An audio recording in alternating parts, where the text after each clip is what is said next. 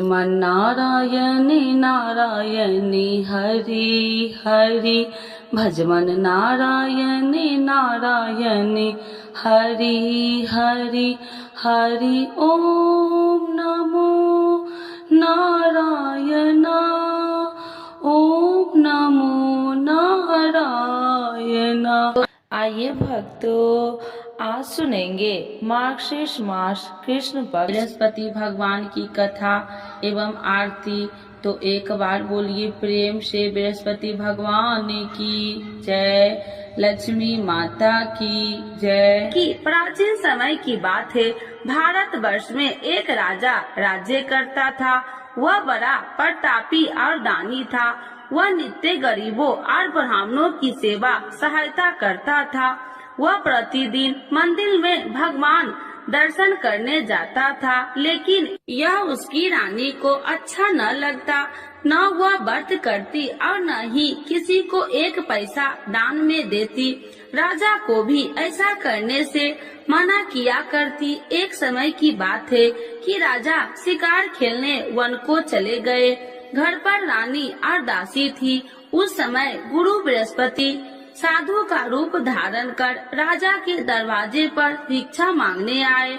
साधु ने रानी से भिक्षा मांगी तो वह कहने लगी, हे साधु महाराज, मैं इस दान और पुण्य से तंग आ गई हूँ। आप कोई ऐसा उपाय बताए जिससे यह सारा धन नष्ट हो जाए और मैं आराम से रह सकूं। साधु रूपी बृहस्पति देव ने कहा, हे देवी, तुम बड़ी विचित्र हो। संतान और धन से भी कोई दुखी होता है।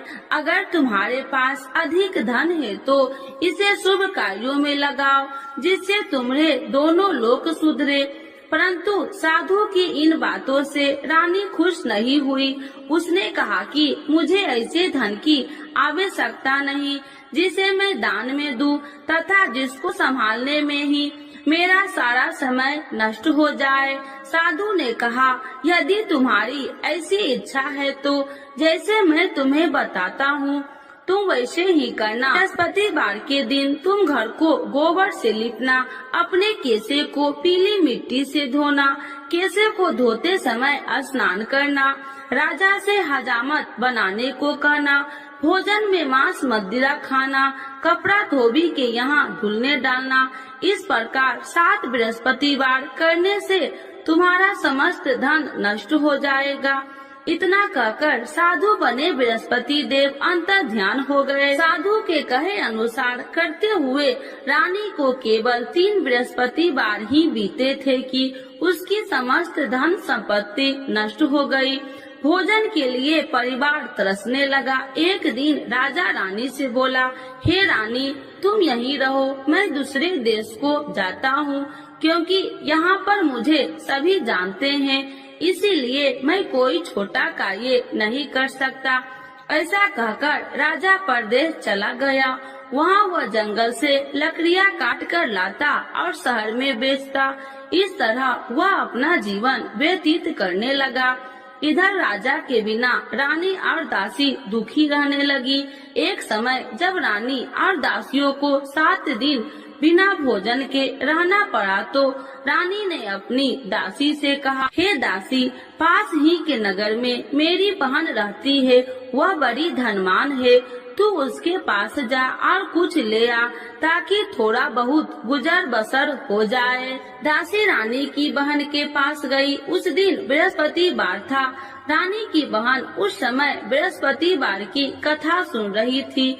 दासी ने रानी की बहन को अपनी रानी का संदेश दिया, लेकिन रानी की बहन ने कोई उत्तर नहीं दिया।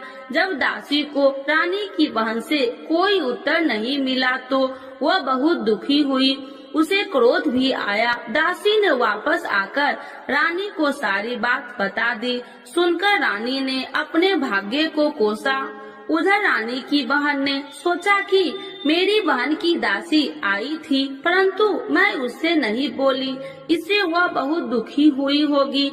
कथा सुनकर और पूजन समाप्त कर वह अपनी बहन के घर गई और कहने लगी, हे बहन, मैं बृहस्पतिवार का व्रत कर रही थी, तुम्हारी दासी गई परंतु जब तक कथा होती है तब तक न उठते हैं और न ही बोलते हैं, इसीलिए मैं नहीं बोली। कहो दासी क्यों गई थी?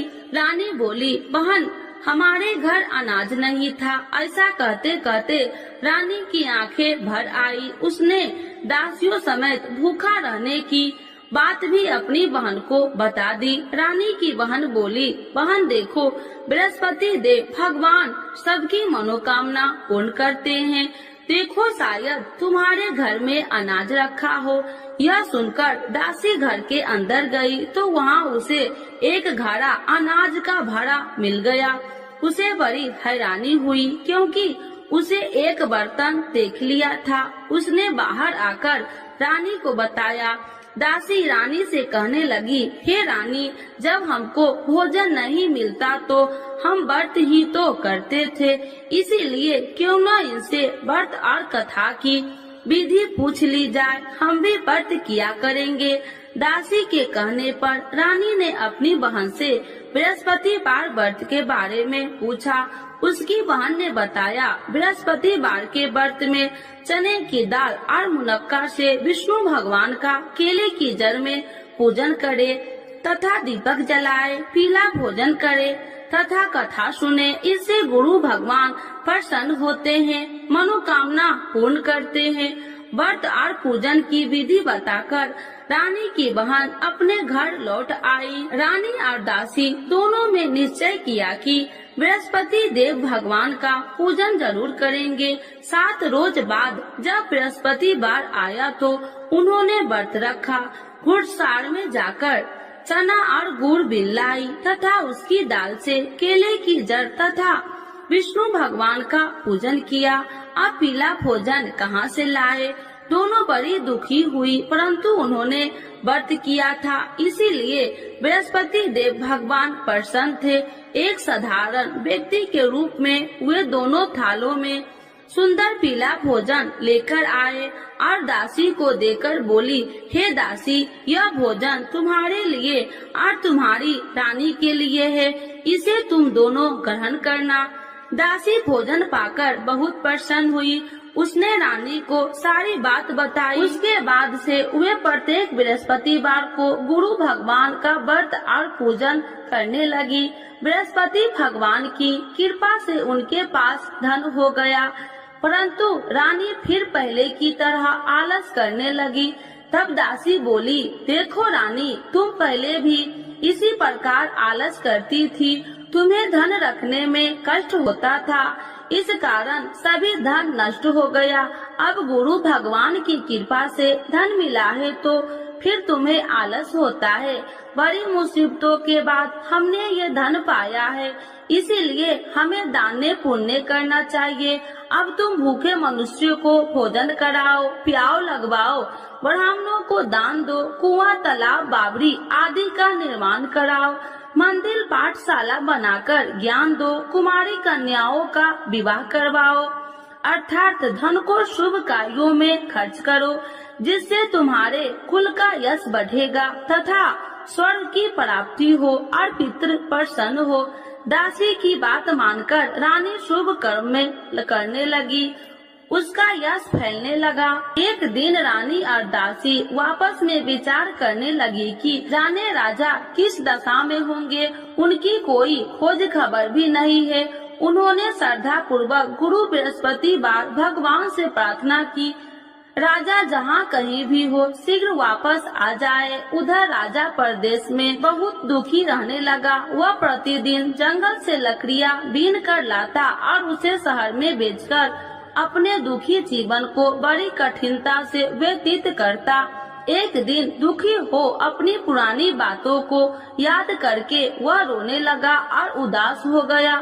उसी समय राजा के पास बृहस्पति देव साधु के भेष में आकर बोले, हे लकड़हारे, तुम इस सुनसान जंगल में किस चिंता में बैठे हो, मुझे बतलाओ। यह सुन राजा के नेत्रों में जल भर गया और साधु की वंदना कर राजा ने अपनी संपूर्ण कहानी सुना दी। महात्मा दयालु होते हैं। वे राजा से बोले, हे राजा, तुम्हारी पत्नी ने बृहस्पति देव के प्रति अपराध किया था, जिसके कारण तुम्हारी यह दशा हुई। अब तुम चिंता मत करो, भगवान तुम्हें पहले से अधिक धन देंगे। देखो तुम्हारी पत्नी ने बृहस्पतिवार का व्रत प्रारंभ कर दिया है।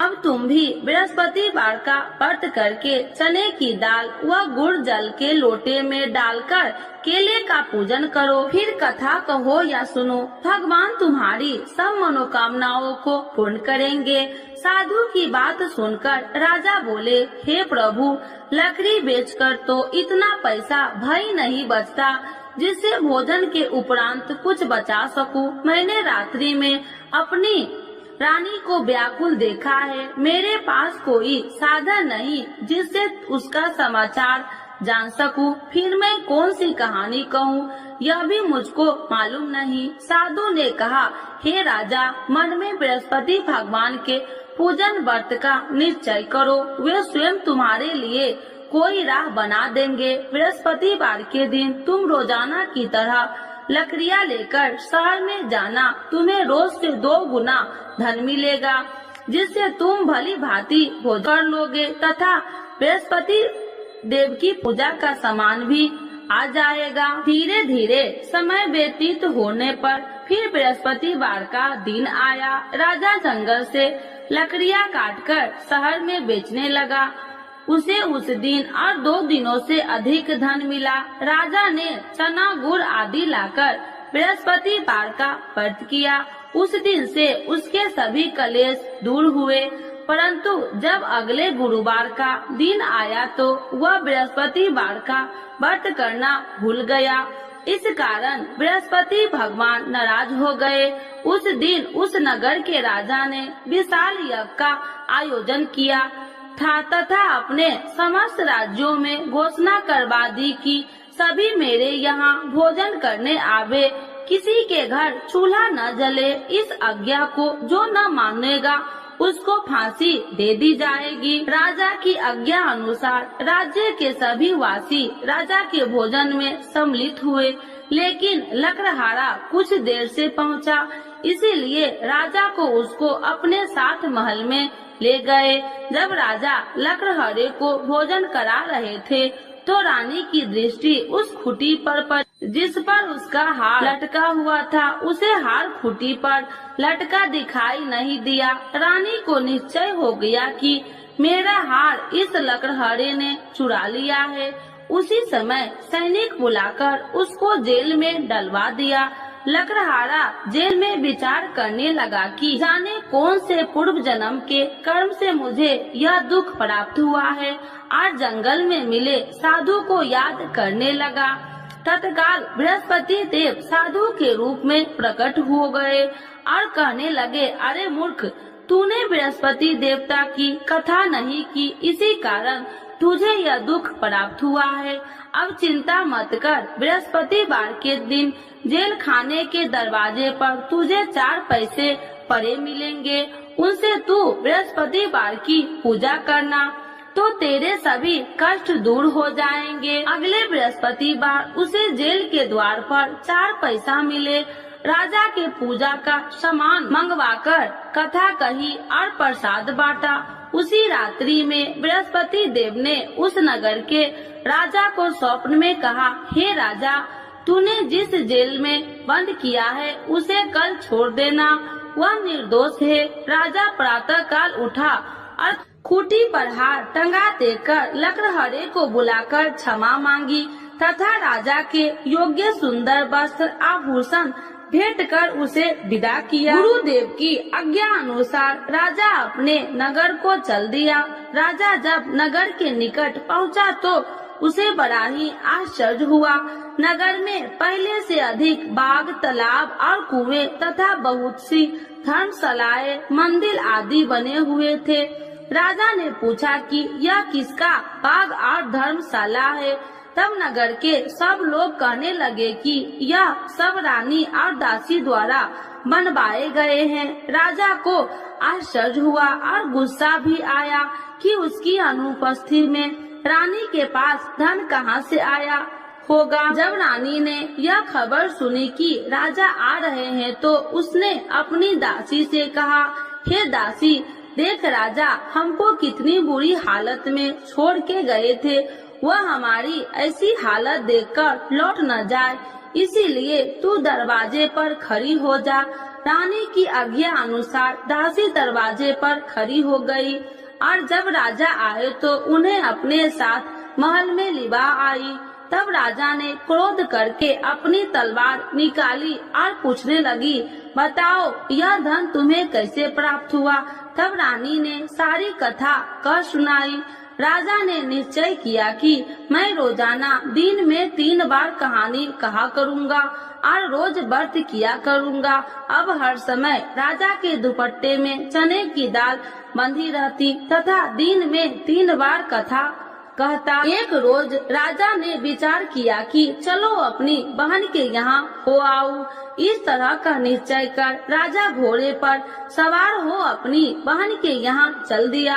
मार्ग में उसने देखा कि कुछ आदमी एक मुर्दे को लिए जा रहे हैं। उन्हें रोककर राजा कहने लगा, अरे भाइयों, मेरी बृहस्पतिवार की कथा सुन लो। वे बोले, लो हमारा तो आदमी मर गया है, इसको अपनी कथा की पड़ी है। परंतु कुछ आदमी बोले, अच्छा कहो, हम तुम्हारी कथा भी सुनेंगे। राजा ने दाल निकाली और कथा कहनी शुरू कर दी। जब कथा आदि हुई तो मुर्दा हिलने लगा और जब कथा समाप्त हुई तो राम राम कह के वह मुर्दा खड़ा हो गया। राजा आगे बढ़ा, उसे चलते चलते शाम हो गई। आगे मार्ग में उसे एक किसान खेत में हल चलाता मिला। राजा ने उसे कथा सुनने का आग्रह किया, लेकिन वह नहीं माना। राजा आगे चल पड़ा। राजा के हटते ही बैल पछाड़ खाकर गिर गए तथा किसान के पेट में बहुत जोर से दर्द होने लगी। उसी समय किसान की माँ रोटी लेकर आई। उसने जब देखा तो अपने पुत्र से सब हाल पूछा। बेटे ने सभी हाल बता दिया। बुढ़िया दौड़ी दौड़ी उस घुड़सवार के पास पहुँची और उसने बोली, मैं तेरी कथा सुनूंगी, तू अपनी कथा मेरे खेत पर ही चलकर कहना। राजा ने लौटकर बुढ़िया के खेत पर जाकर कथा कही, जिसके सुनते ही बैल खड़े हो गए तथा किसान के पेट का दर्द भी बंद हो गया। राजा अपनी बहन के घर पहुंच गया। बहन ने भाई को खूब मेहमानबाजी की। दूसरे रोज प्रातः काल राजा जागा तो वह देखने लगा कि सब लोग भोजन कर रहे हैं। राजा ने अपनी बहन से जब पूछा, ऐसा कोई मनुष्य नहीं है जिसने भोजन नहीं किया हो, जो मेरी बृहस्पतिवार की कथा सुन ले। बहन बोली, हे भैया, यह देश ऐसा ही है। यहाँ लोग पहले भोजन करते हैं, बाद में कोई अन्य काम करते हैं। फिर वह एक कुम्हार के घर गई, जिसका लड़का बीमार था। उसे मालूम हुआ कि उसके यहाँ 3 दिन से किसी ने भोजन नहीं किया है। रानी ने अपने भाई की कथा सुनने के लिए कुम्हार से कहा। वह तैयार हो गया। राजा ने जाकर बृहस्पतिवार की कथा कही, जिसको सुनकर उसका लड़का ठीक हो गया। अब तो राजा को प्रशंसा होने लगी। एक दिन राजा ने अपनी बहन से कहा, हे बहन, अब मैं अपने घर जाऊंगा, तुम भी तैयार हो जाओ। राजा की बहन ने अपनी सास से अपने भाई के साथ जाने की आज्ञा मांगी। सास बोली, हाँ चली जा, मगर अपने लड़कों को मत ले जाना, क्योंकि तेरे भाई के कोई संतान नहीं है। बहन ने अपने भाई से कहा, हे भैया, मैं तो चलूंगी, मगर कोई बालक नहीं चलेगा। अपनी बहन को भी छोड़कर दुखी मन से राजा अपने नगर को लौट आया। राजा ने अपनी रानी से सारी कथा बताई और बिना भोजन किए वह सैया पर लेट गया। रानी बोली, हे प्रभु, बृहस्पति देव ने हमें सब कुछ दिए हैं, वे हमें संतान अवश्य देंगे। उसी रात बृहस्पति देव ने राजा को स्वप्न में कहा, हे राजा, उठ, सभी सोच त्याग दे, तेरी रानी गर्भवती है। राजा को यह जानकर बड़ी खुशी हुई। 9वें महीने में रानी के गर्भ से एक सुंदर पुत्र पैदा हुआ। तब राजा बोला, हे रानी, स्त्री बिना भोजन के रह सकती है, परंतु बिना कहे नहीं रह सकती। जब मेरी बहन आए तो तुम मुझसे कुछ मत कहना। रानी ने हाँ कर दी। जब राजा की बहन ने यह शुभ समाचार सुना तो वह बहुत खुशी हुई। तथा बधाई लेकर अपने भाई के यहाँ आई। रानी ने तब उसे आने का उलाहना दिया। जब भाई अपने साथ ला रहे थे तो तब टाल गई, उनके साथ न आई और आज अपने आप भागी भागी बिना बुलाए आ गई।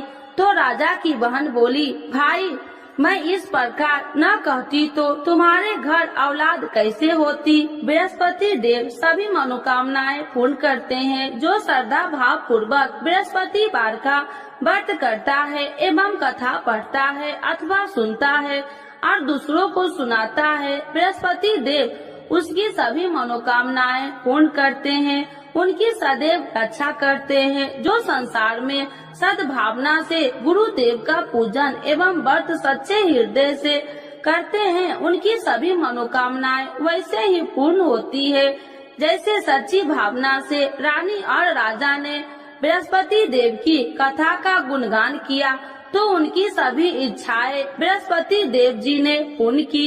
अनजाने में भी बृहस्पति देव की उपेक्षा न करे, ऐसा करने से सुख शांति नष्ट हो जाती है।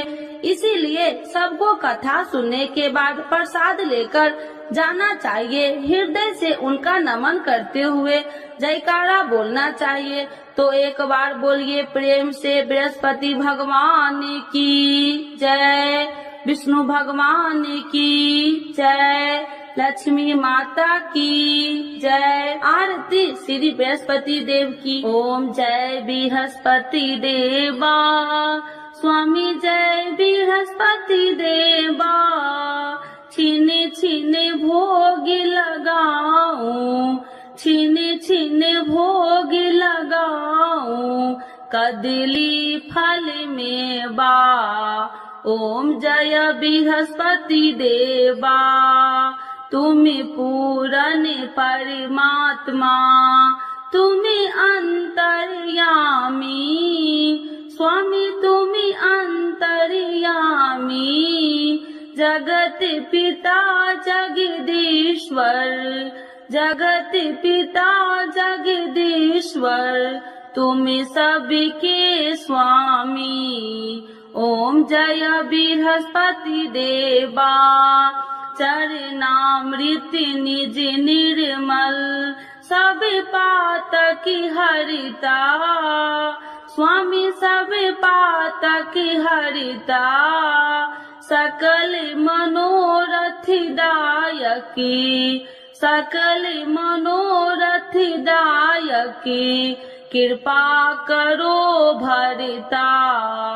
ओम जय बृहस्पति देवा, तन मन धन अर्पण कर, जो जन शरण पड़े, स्वामी जो जन शरण पड़े।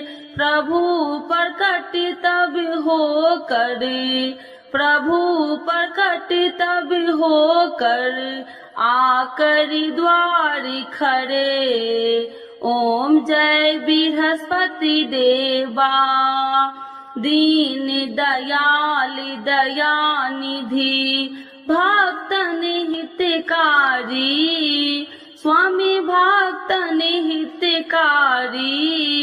पाप दोष सब हरता, पाप दोष सब हरता, भव बंधन हारी। ओम जय बृहस्पति देवा, सकल मनोरथ दायकी, सब संशय तारो, स्वामी सब संशय तारो। विषय विकार मिटाओ, विषय विकार मिटाओ, संतन सुखकारी। ओम जय बृहस्पति देवा, जो कोई आरती तेरी प्रेम सहित गावे, स्वामी प्रेम सहित गावे। ज्येष्ठानंद बंद सो, ज्येष्ठानंद बंद सो, सो निश्चय पावे।